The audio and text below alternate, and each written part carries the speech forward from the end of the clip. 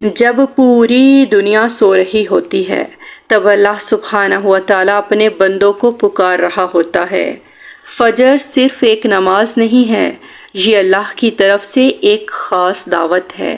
یہ ایسا وقت ہے جب رحمتیں نازل ہوتی ہیں، جب دعائیں قبول ہوتی ہیں اور دلوں کو سکون ملتا ہے۔ لیکن افسوس، ہم میں سے کتنے لوگ ہیں جو الارم بند کر کے دوبارہ سو جاتے ہیں۔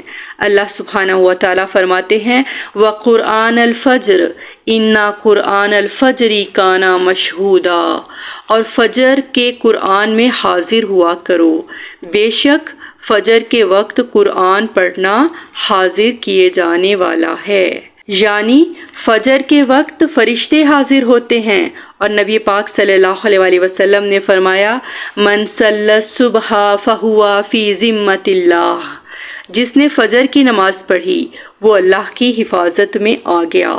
تو سوچئے، جس انسان کی حفاظت خود اللہ کرے اسے دنیا کی کون سی طاقت نقصان پہنچا سکتی ہے۔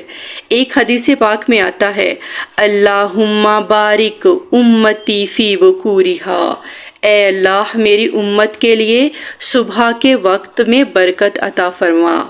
فجر پڑھنے والے لوگ صرف دن شروع نہیں کرتے، وہ اپنی قسمت بدلتے ہیں۔